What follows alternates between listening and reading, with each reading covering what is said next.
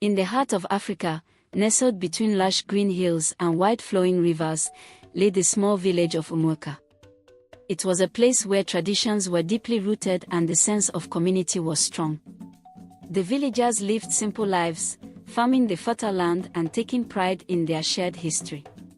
One evening, as the sun dipped below the horizon, a cry rang out from the hut of Nkem and Amora. The village midwife, Mama Oduak, was assisting in the birth of their first child. The atmosphere was tense but hopeful, as the couple had longed for this moment for years. Finally, with a powerful push and a last groan from Amora, a baby's cry filled the air. However, as Mama Oduak examined the newborn, her face turned pale. The baby was born with both male and female genitalia. This was something she had never encountered before. In her years of midwifery, she had dealt with many complications, but this was unprecedented. Word spread quickly through Umuoka. By morning, the entire village knew about the peculiar birth. Some were curious, others frightened, but most were confused. Nkem and Amora, overwhelmed with both joy and uncertainty, named their child Chinedu, a name that held no strong gender connotation. The village elders gathered in the communal hut to discuss this unusual event. Elder Obina, the most respected of them, spoke first. "This child is a gift from the gods, but we must understand what this means for our community." The villagers whispered and speculated.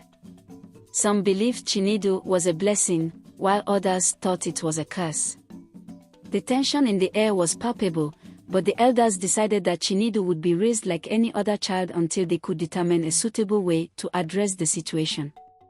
As Chinedu grew, it became evident that they were special in more ways than one. They were intelligent and kind-hearted, often seen helping elders and playing with other children. However, the children, echoing the sentiments they heard from their parents, sometimes teased and ostracized Chinedu. Nkem and Amora did their best to protect their child, teaching Chinedu to be strong and resilient. "You are unique, my child," Amora often said, "and that makes you special. Never forget that." Despite the support from their parents, Chinedu often felt alone. They struggled with their identity, not fitting neatly into the categories that society expected. They found solace in nature, spending hours by the river or in the forest, where they could escape the judging eyes of the villagers.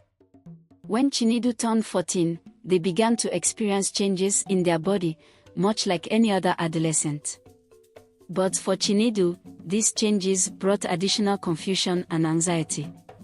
They were developing both male and female characteristics, making it even harder to hide their difference.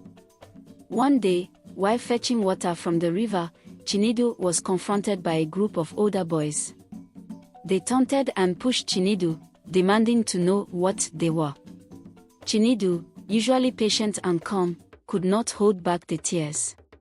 Feeling humiliated and helpless, they ran deep into the forest, not stopping until they reached a hidden clearing.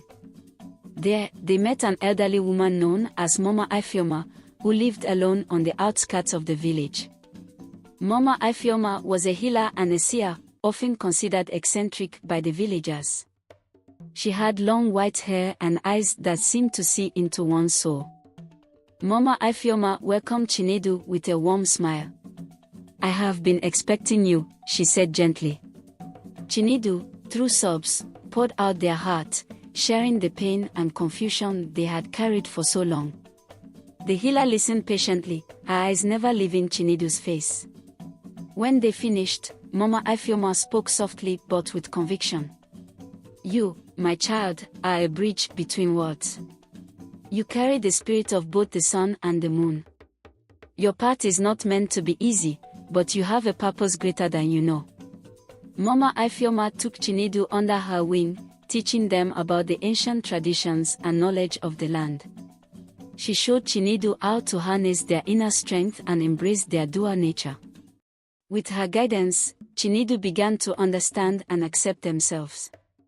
Over the next few years, Chinedu continued to visit Mama Ifeoma, learning not just about healing herbs and rituals, but also about inner peace and self-acceptance.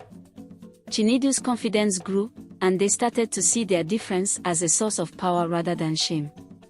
One fateful day, a severe illness spread through Umuaka.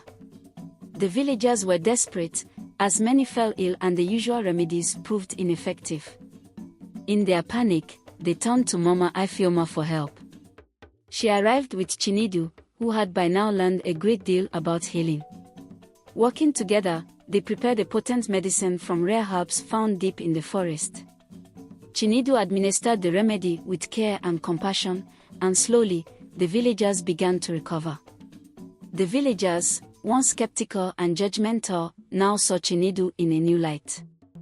They began to realize that the child they had once feared and misunderstood was a blessing to their community.